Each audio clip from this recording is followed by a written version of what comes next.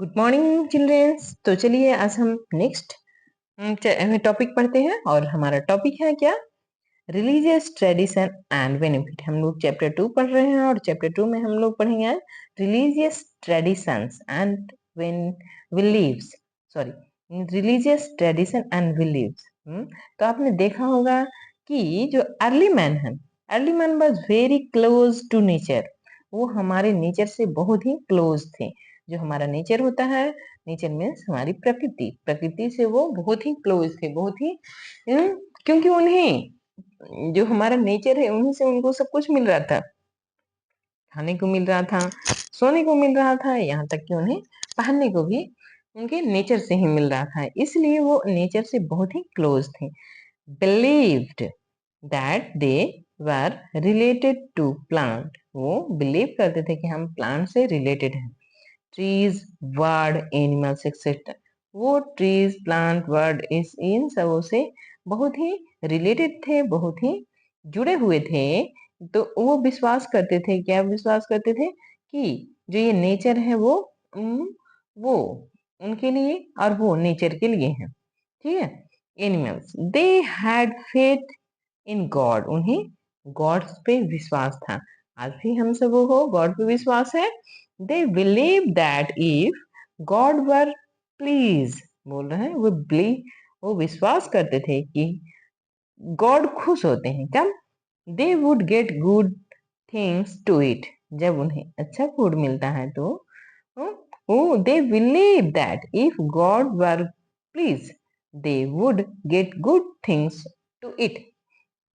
वो विश्वास करते थे कि जब भगवान खुश होते हैं तो हमें अच्छा खाने को मिलता है। जब भगवान खुश होते हैं तो हमें कैसे खाने को अच्छा मिलता है। To please God they would sign and dance. और फिर वो उसका धन्यवाद करें। To please God they would sing and dance. वो डांस करते थे और गाना गाते थे भगवान को खुश करने के लिए। They would also enact hunting of wild animal. और दे वुड ऑल्सो, और वो वाइल्ड एनिमल का क्या करते थे? हंट करते थे। With this faith they drew colourful picture on the cave wall. क्या बोल रहा है कि जो ये अब पिक्चर देख रहे हो, ये केव वॉल जो गुफाओं की दीवार होती थी उस पे ये अलग अलग प्रकार के पिक्चर बनाते थे। बोल रहा है विथ दिस फेथ, इसी विश्वास में वो अलग अलग प्रकार के कलरफुल पिक्चर बनाते थे। दे सोचते होंगे, believe that this would bring success in their hunting. जब वो सक्सेस हो जाते थे हंटिंग में तो वो इस खुशी में इसे बनाते होंगे। Rock painting of the early man have been found in Kavra Hills and Singhalpur of Raigad district and the cave of Chitwa Dongri and Dondi Lohara in Durg district। बोल रहा है कि जो ये रॉक पेंटिंग है आपको कहाँ कहाँ मिल जाएगा? कबरा हिल में मिल जाएगा और सिंघनपुर, जो रायगढ़ के सिंघनपुर केव है उसमें भी आपको ये जो रॉक पेंटिंग है वो मिलेगा। और ये जो केव है वो क्या है? वो चितवा डोंगरी और डोंडी लोहारा में जो दुर्ग डिस्ट्रिक्ट में पड़ता है उसमें भी आप इस प्रकार के रॉक पेंटिंग या देख सकते हो। These drawing work are colourful. ये जो ड्राइंग है वो कैसे है? कलरफुल है। There are drawing is alligator घड़ियाल। आपने देखा होगा घड़ियाल। तो बोल रहा है कि this are drawing of alligator, lizard and other animals. वो उस समय घड़ियाल का चित्र बना रहे थे, लिजार्ड का बना रहे थे और अदर एनिमल्स का। They drawing in the Singhanpur cave are the deep red colour. जो सिंघनपुर में उन्होंने जो ड्राइंग बनाया है उसमें डीप रेड कलर का यूज किया है। Human figure and several other lines drawing can be seen to. बोल रहा है कि human figure and several other lines drawing can be seen to hunting of animals is also depict, बोल रहा है कि जो हंटिंग था एनिमल का उसको भी चित्रित किया गया है। Sketch like that of the ladder is special of this drawing. आप देखेंगे कि उनके जो ड्राइंग है उसमें एक सीढ़ी सीढ़ी की भी बनावट की गई है। Sketch like that a ladder, ladder means क्या होता है, सीढ़ी को भी बनाया गया है। अब यहाँ देखिए कुछ क्वेश्चन दिया गया है। डिस्कस विथ द टीचर, आप अपने टीचर से डिस्कस कर सकते हैं या फिर आप मुझसे डिस्कस कर सकते हैं। How how would the early man make colour for the drawing, बोल रहा है कि वो लोग कलर कैसे बनाते थे, ये आप हमसे डिस्कस कर सकते हैं। आप कमेंट बॉक्स में बताइएगा कि वो कलर कैसे बनाते थे। आप अभी भी अगर इको कलर बनाना चाहते हो तो आप बना सकते हो। कैसे, हम प्लांट वेस्ट मटेरियल से इको कलर बनाते हैं उसी प्रकार वो भी इको कलर्स बनाते थे। In the practice of drawing, singing, dancing still present, बोल रहा है कि आज भी ड्राइंग, सिंगिंग, डांसिंग प्रेजेंट है। If yes give some example, बोला is the practice of drawing, singing and dancing still present? If yes give some example. A lot of knowledge about this earth which the early man had acquired with his hard work and wisdom, बोल रहा है कि इस पृथ्वी पर a lot of knowledge, बहुत अधिक knowledge, about के बाद अर्थ, जिस इस अर्थ के बारे में बहुत अधिक नॉलेज रखते थे, कौन, हमारे अर्ली मैन, और जिससे उन्होंने अपने कठिन परिश्रम और अपनी बुद्धि से प्राप्त किया था। वे इस पृथ्वी पे बहुत ही कठिन परिश्रम से और बहुत अपनी बुद्धि का प्रयोग करते हुए, अपनी मेहनत का प्रयोग करते हुए उन्होंने क्या किया, अ लॉट ऑफ नॉलेज प्राप्त किया, इस अर्थ के बारे में बहुत ही जानकारियां प्राप्त की। Has been of great help to us, जो हमें आज बहुत ही मदद कर रहा है। They had found out with fruits and plant are edible, बोल रहा है कि उन्होंने छटाई करी, कौन फ्रूट खाने योग्य है, कौन फ्रूट नॉन इटेबल है, कौन इटेबल है, कौन नॉन इटेबल है। तो इसे जब हम आज जंगलों में जाकर यह नहीं पता करते हैं कि हमें कौन सा फ्रूट खाना है और कौन सा फ्रूट नहीं खाना, मुझे हमें कौन सा उगाना है और नहीं उगाना, ये सब हमें कर आया मिला है। यानी कि ये सब उनकी, हमारे अर्ली मैन के हार्ड वर्किंग और उनके विजडम का ये नतीजा है कि हमें इतनी सरलता से हमें इनको क्लियर क्लासिफिकेशन करना नहीं पड़ता है। Which plants have medical value and which plants are poisonous?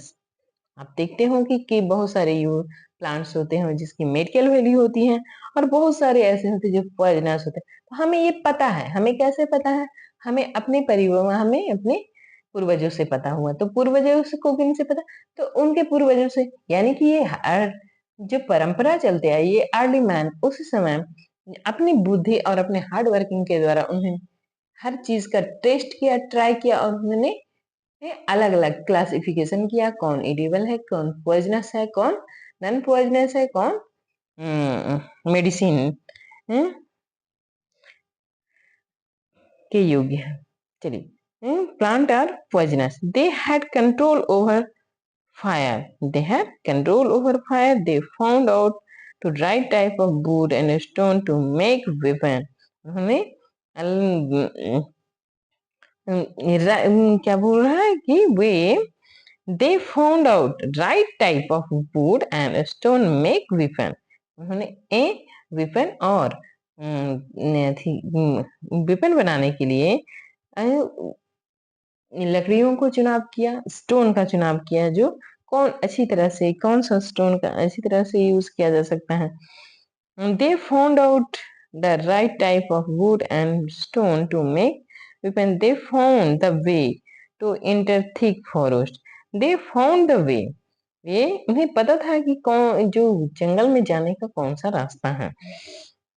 They recognised the quality of plant, trees and animal. वो उन्हें पता था कि हम जो हमारे प्लांट है उसकी क्या क्वालिटी है, और जो एनिमल्स हैं, जो जो ट्रीज हैं, उन सब क्या क्या उनको पता था, ठीक है।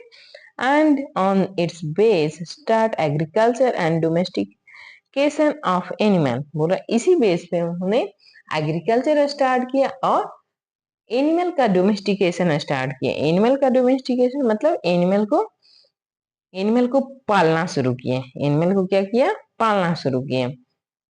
Beginning of agriculture and animal husbandry. बोल रहा है कि अब यहाँ से उन्होंने धीरे धीरे प्रोग्रेस करके उन्होंने जब क्लासिफिकेशन कर लिया कि कौन से प्लांट किस को इडिबल है, कौन से प्लांट पॉइजनस है, कौन सा मेडिकेबल है, तो इस प्रकार उसके बाद उन्होंने क्या किया? एग्रीकल्चर स्टार्ट किया और एग्रीकल्चर के साथ साथ उन्होंने एनिमल हस्बेंड्री शुरू करी।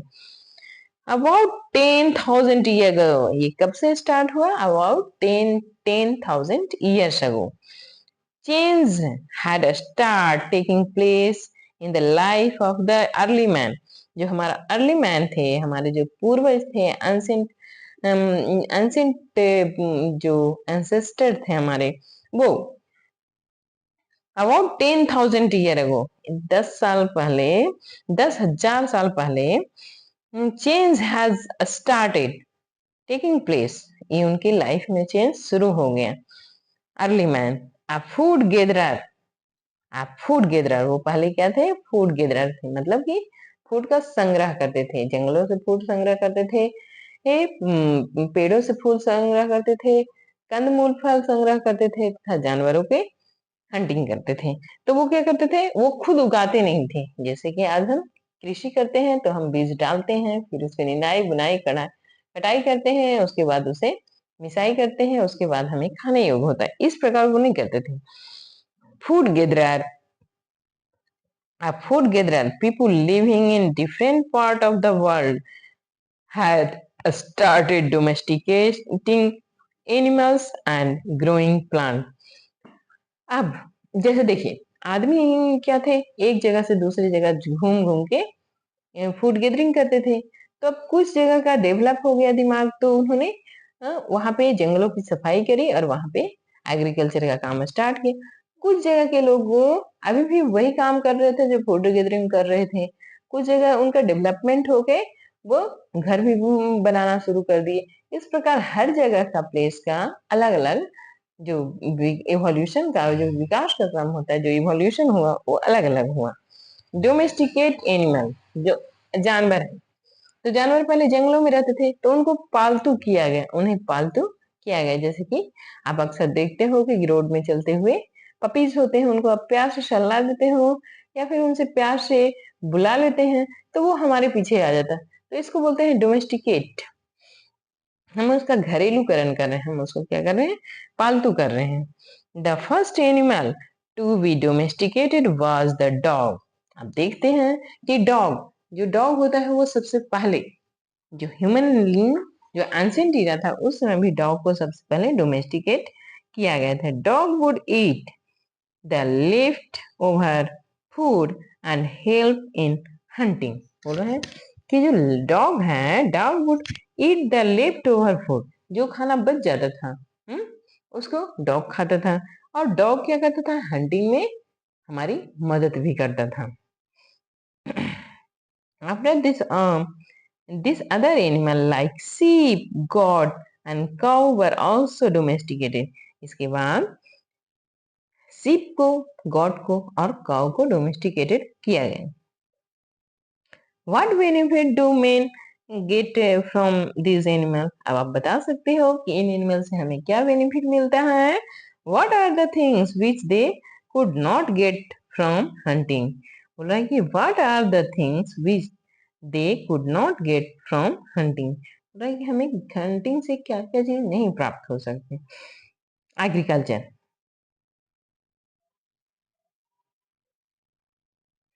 एग्रीकल्चर, तो अब आप देखिए एग्रीकल्चर में what we have seen that initially where there was no agriculture, maybe that there was no need need of it, and they could easily get sufficient amount of to eat. But later on, this is about 10,000 years ago, several groups had started growing grains. They had learned in that the throw away seed and grains grow again into plants. Slowly agriculture spread all over the world. In the India subcontinent, agriculture had started about 5 to 6,000 years ago. बोलो आगे